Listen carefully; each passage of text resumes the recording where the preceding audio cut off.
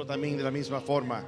Hermanos, yo sé que ya tiene un tiempito la iglesia, tiene 10 años, pero vienen muchos más, con más fruto y más evidencia de que Dios está apoyando y respaldando este ministerio y está a favor de cada uno de ustedes. Entonces, adelante, hermanos, adelante.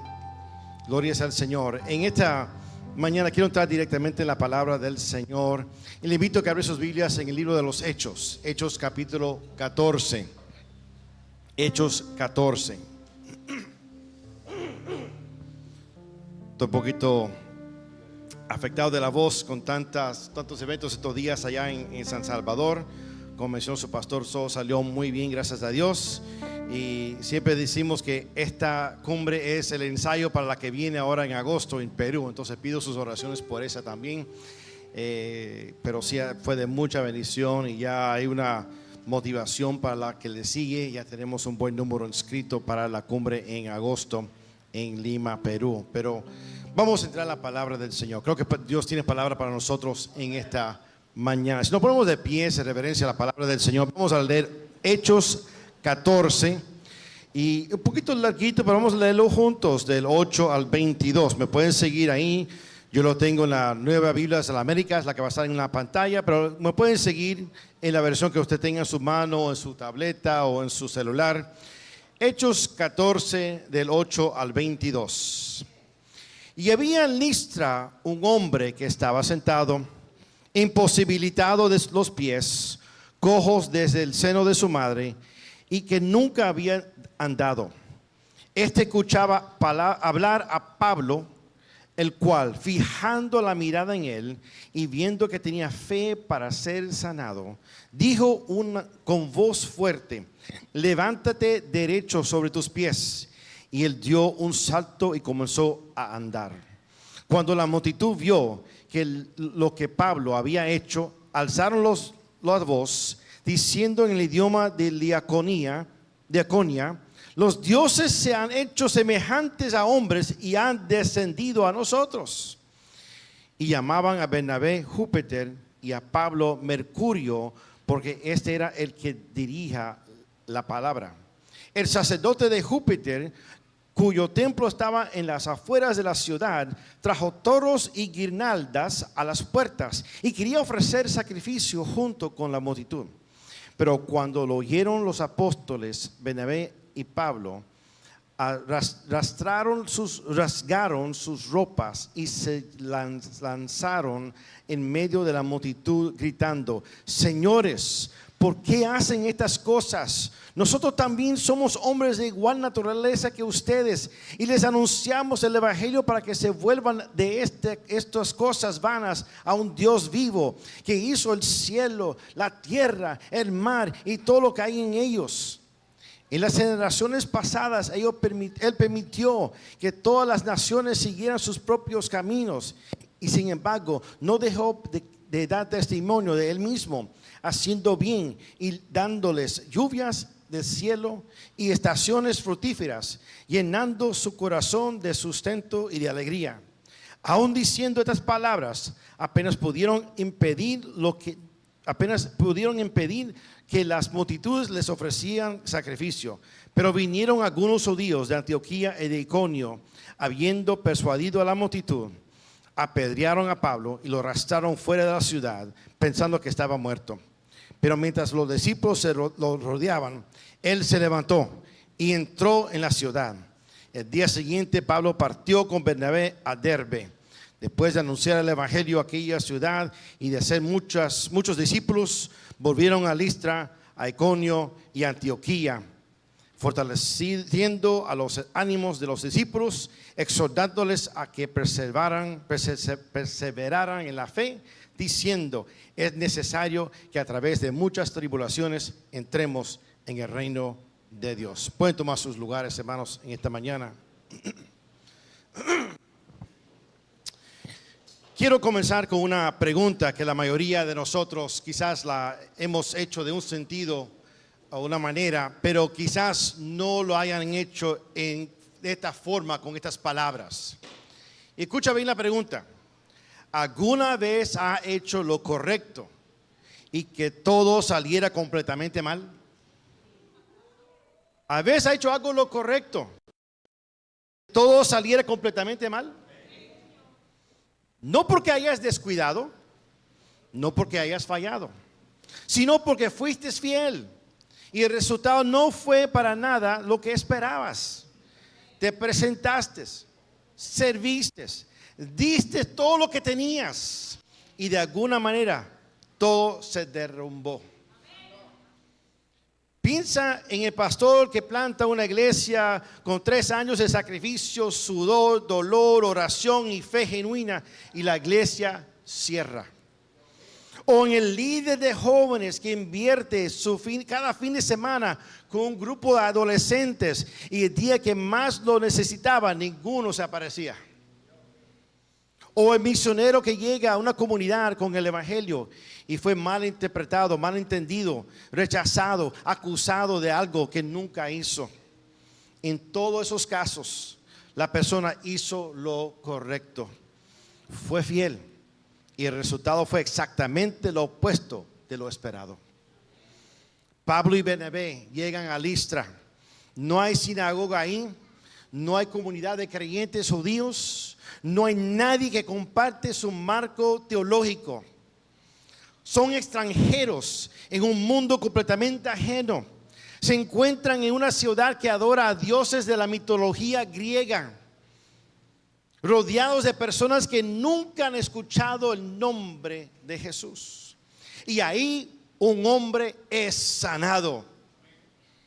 Un hombre que ha sido lisiado desde el nacimiento, que nunca se ha parado, que nunca ha caminado, que nunca ha corrido, escucha palabra predicada de Pablo, y Pablo los ve en sus ojos y dice simplemente: levántate derecho tus pies.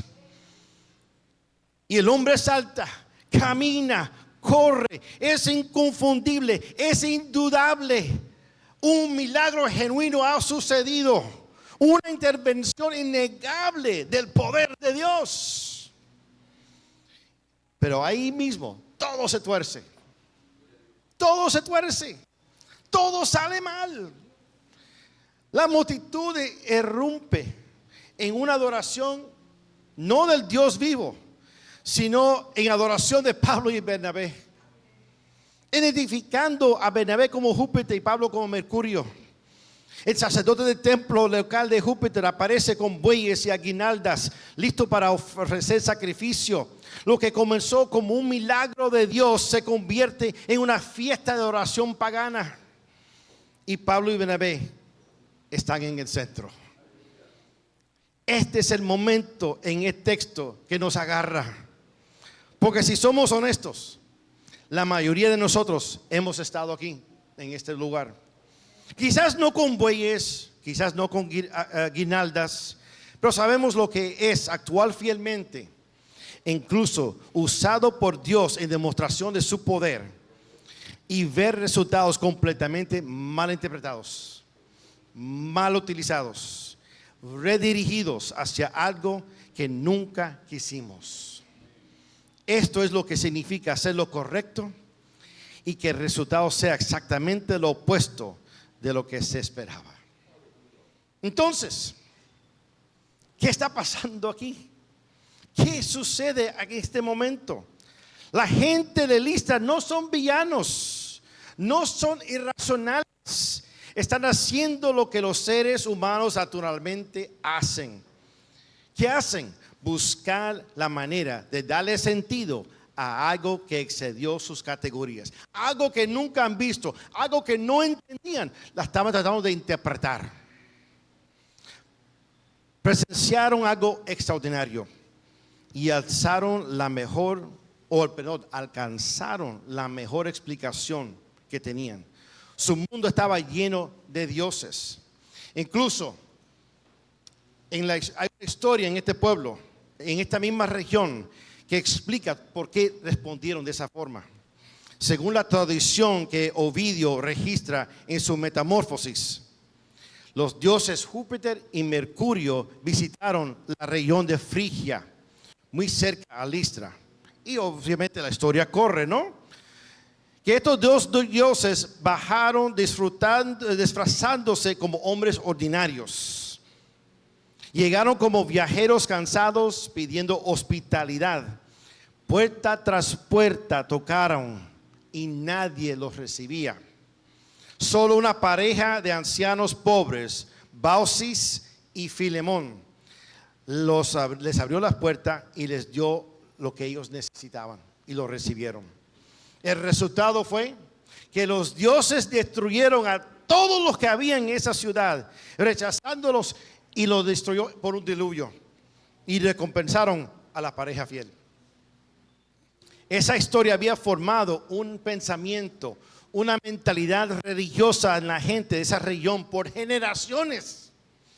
Cuando ven el milagro, no están simplemente emocionados, están aterrados.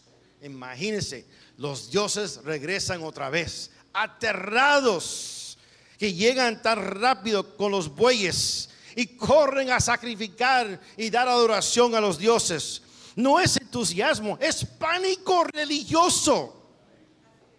Su respuesta era entonces, dentro de su mundo, en la única respuesta teológicamente responsable disponible para ellos a través de su contexto.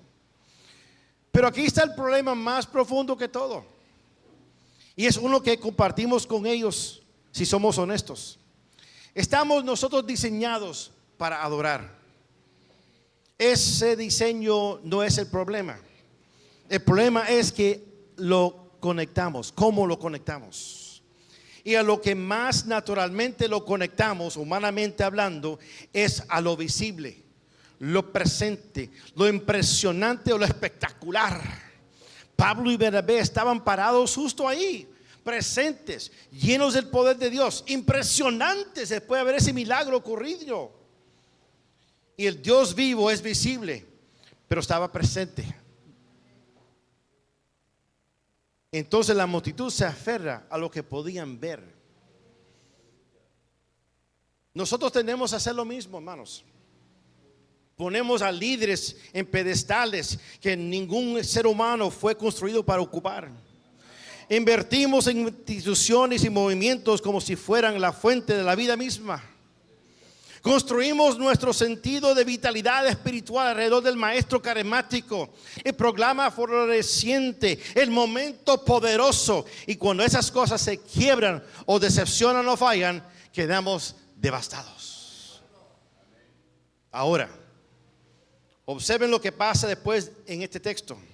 La misma multitud que quiere coronar a Pablo y Bernabé como dioses, las mismas personas que traen bueyes a sus pies, se vuelven violentas. Imagínate este panorama, hermano. Yo me pongo mis pies en el lugar y yo digo, ¿qué está pasando aquí? Esto es locura. Esto es una locura. Llegan adversarios judíos de Antioquía y Iconio, y con muy pocos esfuerzos, casi por solamente llegar, vuelven voltean a la multitud totalmente opuesto, apiedran a Pablo, lo arrastran fuera de la ciudad y lo dejan muerto. La misma multitud, las mismas personas. Una respuesta completamente opuesta a lo que uno pensaba. Y si piensan en esto, un incidente aislado, les digo que Pablo vivió esto, misma dinámica repetidamente. Este era el modo de operación de Pablo en su ministerio. Esto no fue una ocurrencia que sucedió una sola vez. En Corinto, la ciudad con la que tuvo la relación más intensa, 2 epístolas muy profundas, un tiempo largo con ellos, tuvo un tiempo prolongado con ellos en su ministerio apostólico. La misma iglesia que celebró, luego lo rechazó, lo cuestionó, lo acosó, lo hirió. El teólogo Anthony Thistleton describe las cartas de Pablo a los corintios como documentos llenos de extremos emocionales. Estas semanas léase 1 y 2 Corintios. Es como un roller coaster, como es una montaña rusa de emociones. Me alegro, ay, qué triste. Me alegro, qué triste. Que me da alegría verlos, pero me da tristeza. Léelo. Corintios fue, en las palabras de Tísoten, probablemente la relación más intensa y prolongada de Pablo con cualquier comunidad cristiana. Una iglesia que le amaba profundamente, que lo aplaudió y luego lo apedreó con palabras y acusaciones. Y Pablo y Bernabé lo vieron todo desde adentro de la misma dinámica. Esto no es una contradicción. Esta es la naturaleza estructural de la devoción basada en lo visible. Es frágil, cambia, y la multitud que exalta lo visible también lo destruirá. Porque lo visible siempre, eventualmente, falla en entregar lo que solo Dios puede dar. Es quebrantable, se rompe, y cuando se rompe, destruye. Y no es solo en las grandes cosas ministeriales, es también en lo personal. Hay creyentes cuya fe sube y baja con la calidad del último sermón de su pastor. No aquí. Ok. No aquí. Ok. Hay ministros cuyo sentido de llamado depende completamente de si la congregación responde bien el domingo pasado. No aquí. Hay personas que han construido toda su identidad alrededor y en torno de un líder. Y el día que ese líder falla o simplemente es humano, el mundo entero se desmorona, se destruye. Esto no es una debilidad excepcional, es la tendencia estructural del corazón humano. Ancla lo sagrado en lo visible. Pero Pablo y Bernabé, ¿qué hacen? Rompen sus ropas. Rompen sus ropas. Eso no es un gesto casual. En la tradición judía, rasgar las vestiduras era la respuesta prescrita ante la blasfemia. La misma reacción que el sumo sacerdote tuvo ante Jesús en su juicio. No era un gesto de sorpresa ni de vergüenza. Era la expresión corporal de un horror teológico profundo. Era el lenguaje del cuerpo diciendo que las palabras solas no podían comunicar. Lo que esta multitud estaba haciendo no es simplemente un error de identificación, es blasfemia. Es poner en lugar de Dios a lo que no es de Dios. Y para dos hombres formados en el monoteísmo de Israel, creyendo en un solo Dios verdadero, eso era insoportable. Por eso no caminaron hacia la multitud. El verbo griego que Lucas usa aquí significa saltar hacia afuera. Se lanzaron, se arrojaron entre ellos, se tiraron a la multitud. No hay calma ni distancia pastoral aquí. Hay duelo, hay urgencia, hay dolor. Hay dos hombres que se niegan con todo su cuerpo a ocupar el espacio divino ante esa multitud intenta que quiere darle. Corren hacia ellos y le gritan: somos solo hombres como ustedes. No somos la respuesta. Deténganse.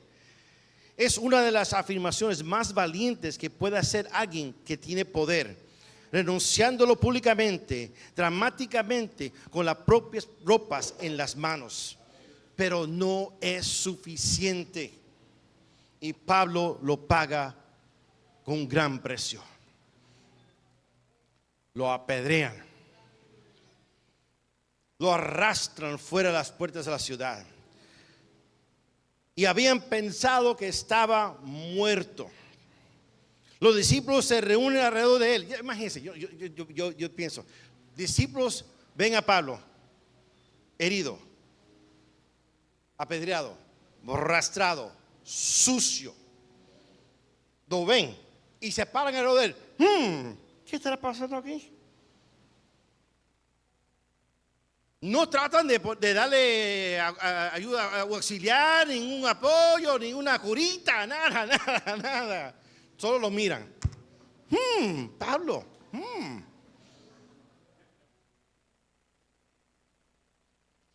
¿Verdad? Yo no entiendo. Y esos no son creyentes que Pablo trajo de otra ciudad. Son personas que Pablo ya había hecho discípulos en Listra. En la misma ciudad que acaban de apedrearlo, en esa misma ciudad que lo dejó por muerto, también produjo personas que negaron a irse. El mismo suelo que generó la violencia también generó la comunidad que lo mantuvo. La iglesia, por pequeña que fuera, rodeó al caído.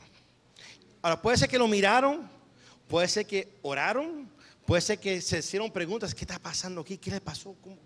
¿Qué hacemos?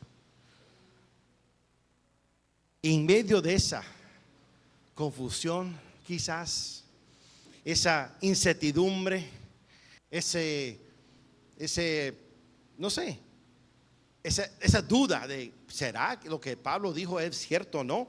Pablo se levanta. Y entonces prestan atención a esto.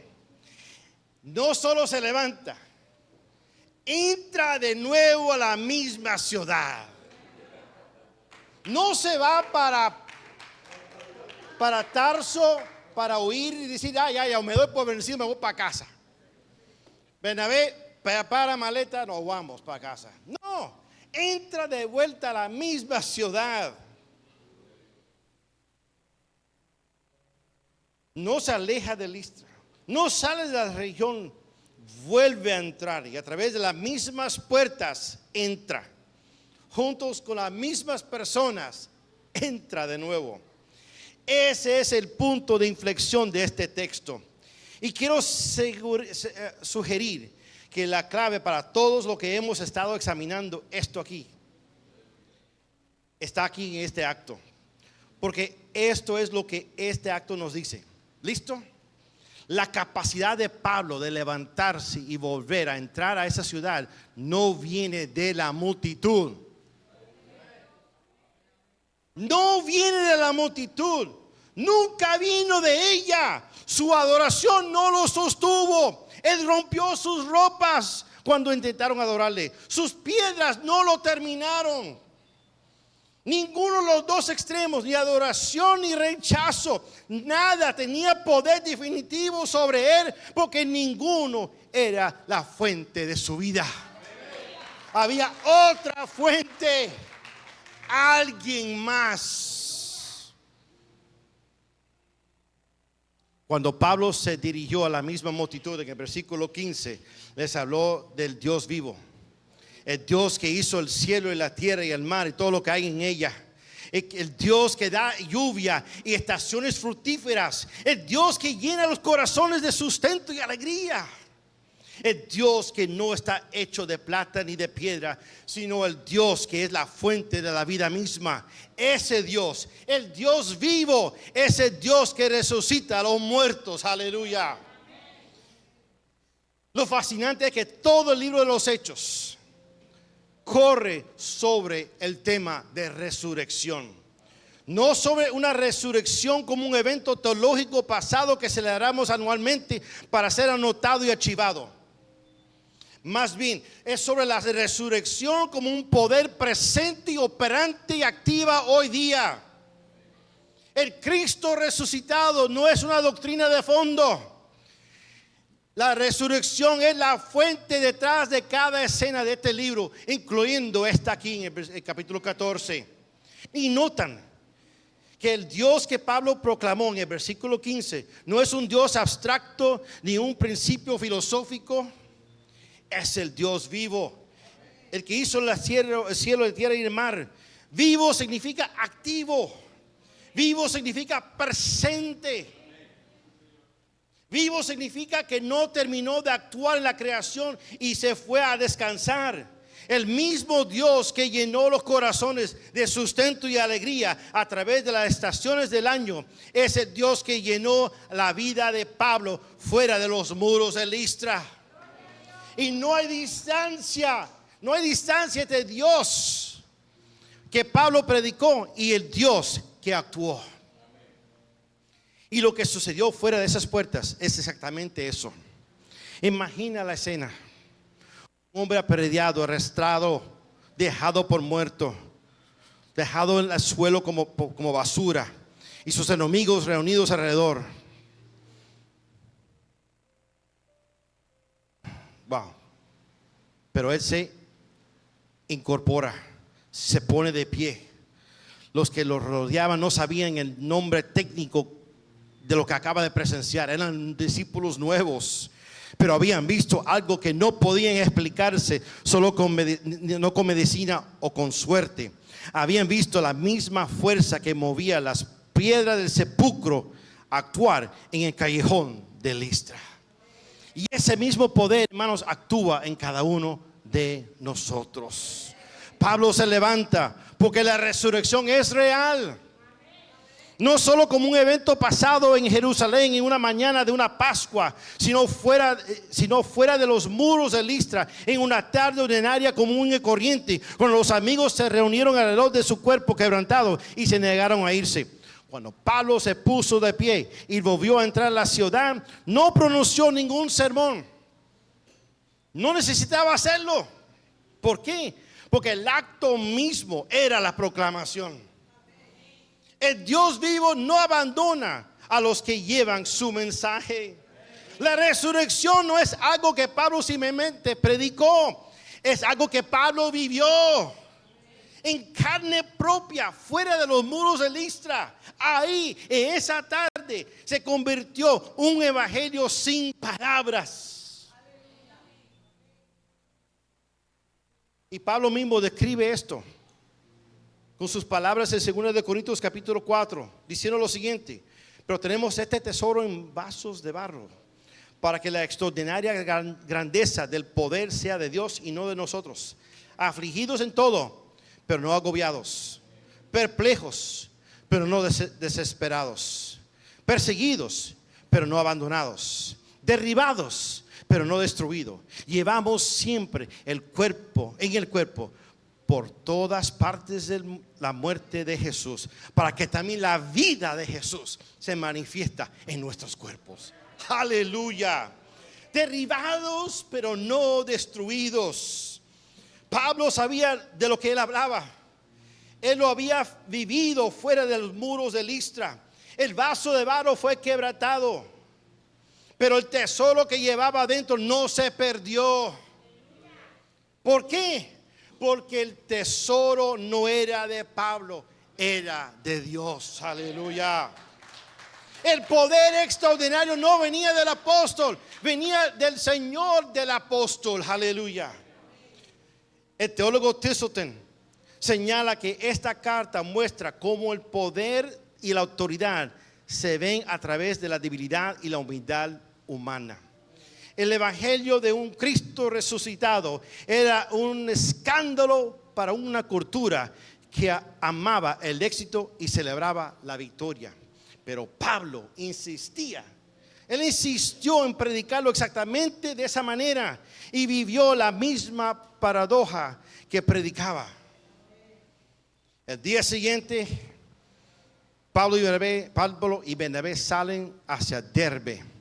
Y en el camino de regreso por Listra, por Iconio y por Antioquía, les dice algunas palabras notables a los discípulos. Versículo 22 dice: es necesario que a través de muchas tribulaciones entremos en el reino de Dios. Presta atención. No es que puede suceder. No es que es posible. Es necesario. En el griego original, esa palabra misma, es la misma palabra que Jesús usa cuando predijo su propia pasión, que era necesario que era necesario que padezca muchas cosas, decía en Lucas 9, 24 o 26, en el camino a Emaús, le dijo a los discípulos: no era necesario que Cristo padeciera, no era necesario que Cristo padeciese estas cosas y entrara así en su gloria. Pablo había caminado en ese mismo camino esa misma tarde. Era necesario. Es necesario. Y lo interesante de estas palabras de Pablo es que no son simplemente consejos pastorales. Está diciendo que el sufrimiento de los discípulos no es un accidente. No es una señal de abandono de Dios. No es evidencia de lo que algo salió mal. Es la forma en que el camino del Señor, en el Señor, se hace camino para los que le siguen a Él. El cruz y la resurrección no es una historia solamente de Jesús. Es la gramática del reino de Dios para todos los que entren en Él. No es pesimismo. No es derrota. Esa es la palabra más libertadora que Pablo podía posiblemente pronunciar a personas que están tratando de seguir a Jesús en un mundo a través que a veces estaban apedreándolos. El reino de Dios no avanza en una ola de triunfo ininterrumpido.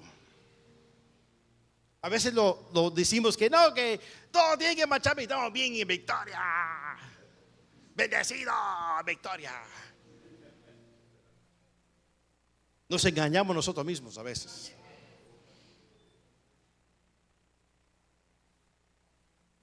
El reino de Dios avanza a través de personas que se levantan.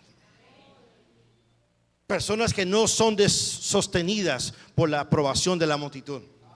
Que no son destruidas por el rechazo. Personas en quienes la vida resucitada de Jesús está obrando. No a pesar de su sufrimiento, sino precisamente a través de ella. La buena noticia no es que Dios va a mantenerte alejada de las piedras. La buena noticia es que el poder de Dios es más visible en las personas que se levantan después que las piedras caen. Aleluya. Aleluya.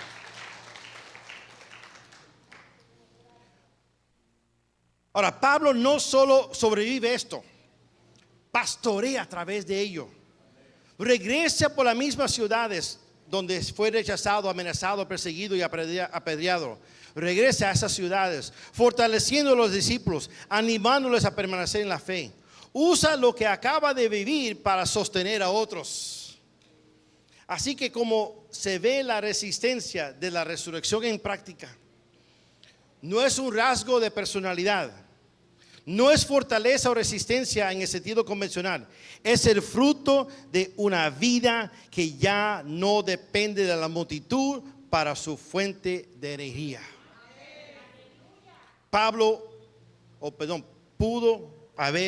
Puede ver algo en tu vida actualmente, en este momento, que tú te sientes que has sido arrastrado, derrotado, apedreado, y quizás te sientes un poco débil y quizás sin fuerzas, y se encuentra usted fuera de la ciudad.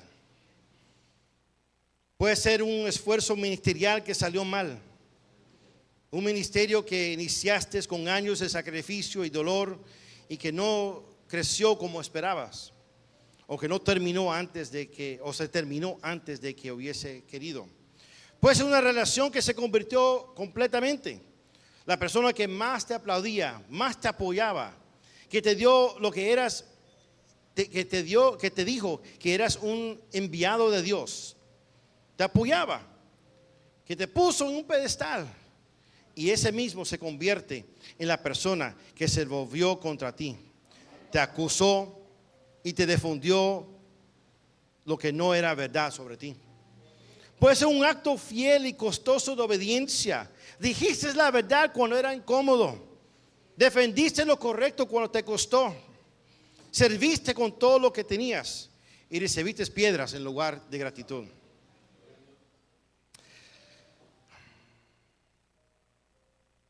Pero la tentación en esos momentos es quedarse fuera de las puertas.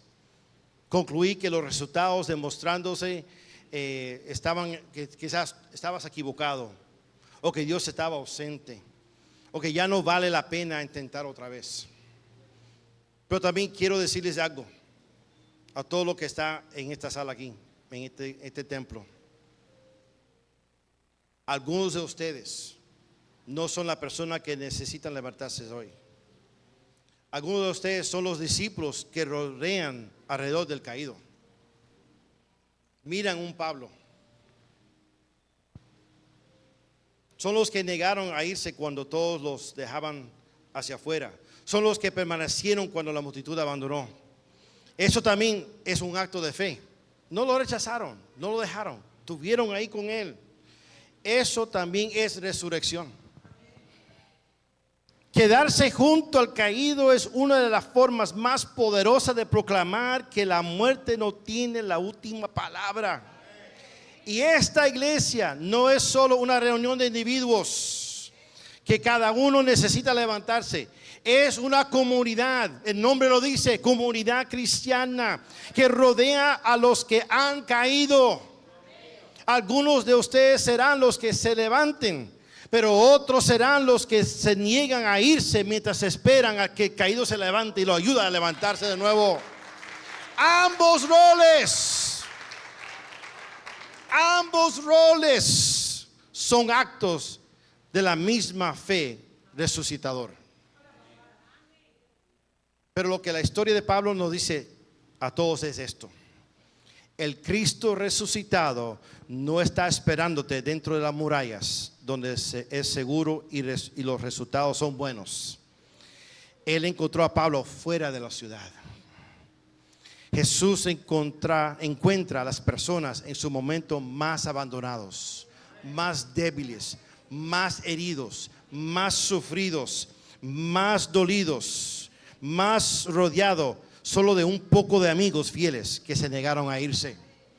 Y la palabra sigue siendo la misma: levántate, levántate, vuelve a entrar, que todavía hay trabajo que hacer.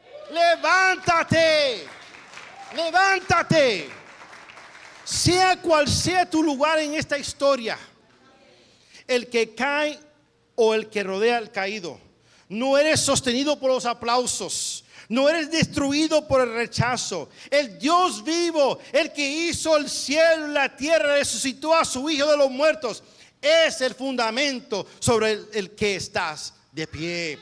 Ese es el fundamento que nos sostiene. Gloria sea al Señor. Levantémonos, pongámonos de pie. Levantémonos. Difícil. Pero ¿sabes qué? Dios está con nosotros. Y si Dios con nosotros, ¿quién contra nosotros?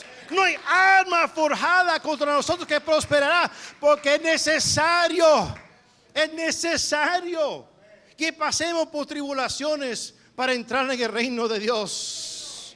Aleluya. Padre, damos gracias, Señor, por tu palabra. Gracias que tu palabra nos ministra, nos exhorta, nos edifica, Señor. Oh Espíritu Santo, que esta palabra sea real en nuestras vidas, Señor. Que nunca olvidemos, Señor, que tú eres un Dios vivo, un Cristo resucitado, un Espíritu Santo activo en nuestras vidas, Señor. Oh, gracias, Señor. Gracias por el privilegio de sufrir para tu reino, Señor. Gracias, Señor, que podemos, Señor, sufrir para ti, por la causa, porque sabemos que ahí está nuestro sostén, ahí está nuestro aliento, ahí está nuestro gozo, ahí está nuestra alegría. Aleluya. Es sirviéndote a ti, oh Dios.